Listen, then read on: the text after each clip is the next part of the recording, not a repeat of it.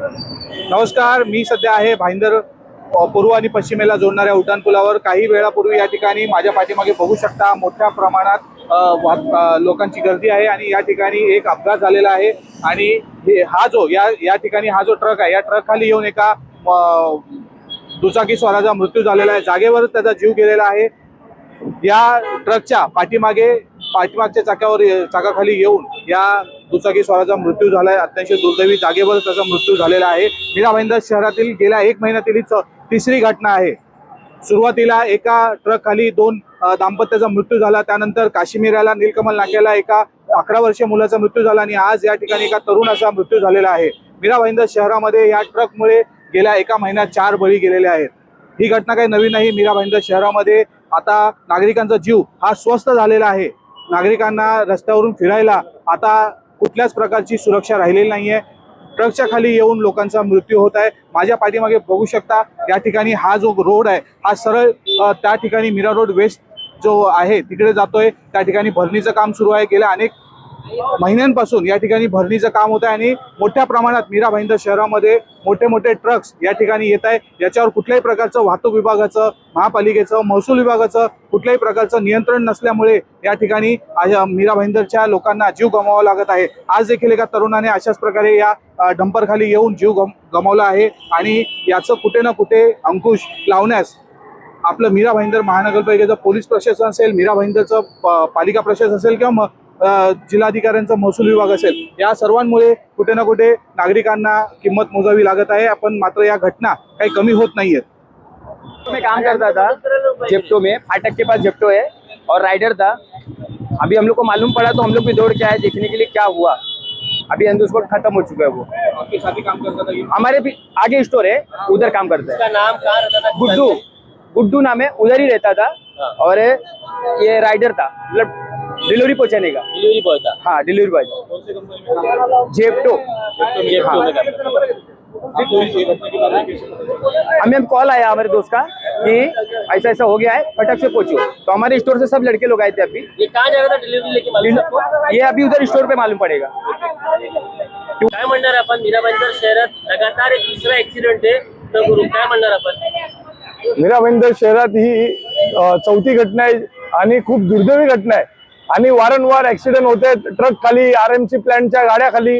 म्हणजे मीरा भाईंदर शहरामध्ये ट्रकचं शहर किंवा आरएमसी गाडींचं शहर म्हणून उद्या नव्या रूपाने येणार असं मला वाटते। कारण की माझ्या पाठीमागे जर बघत असाल, रोज सकाळी कम से कम 15 ते 20 गाड्या रोज डंपर या ठिकाणी लागलेल्या असतात। इथे मोठ्या प्रमाणात भरणी चाललेली आहे, कोणाच्या आशीर्वादाने चाललेली आहे, कोण याला खतपाणी टाकतोय, कोण अधिकारी याकडे लक्ष देते, तहसीलदार काय करतोय हे आपल्या कोणाला काय माहित नाहीये।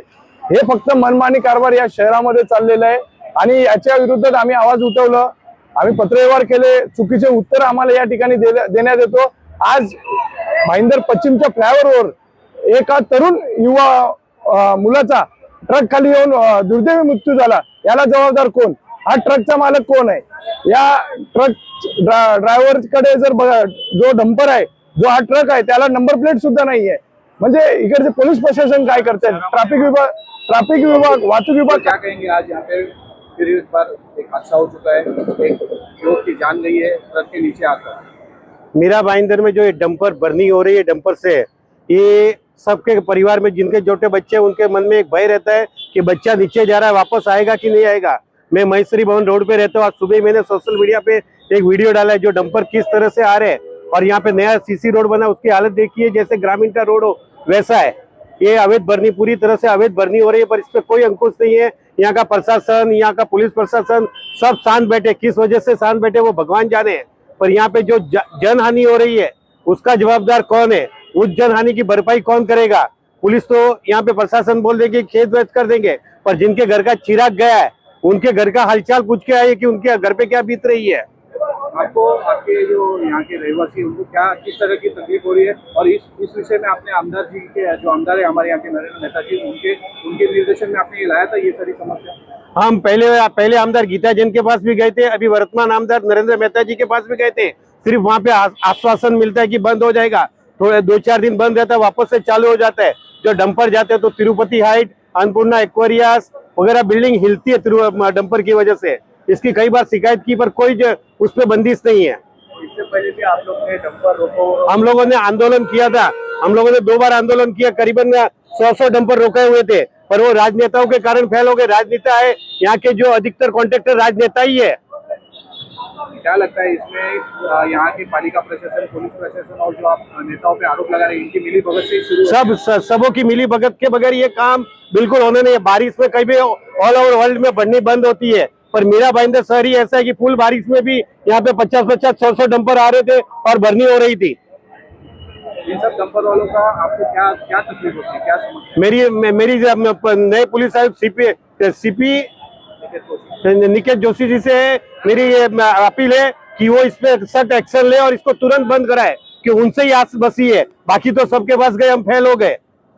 इसके पहले भी कई बार आवाजें उठाई गई आपके द्वारा। हुआ तो हम लोग एक बार फिर से आंदोलन करेंगे और अब की बार का आंदोलन बहुत उग्र आंदोलन होगा। हम किसी की नहीं सुनेंगे, कोई राजनेता की नहीं सुनेंगे और हमारी जनता की आवाज प्रशासन को सुननी पड़ेगी।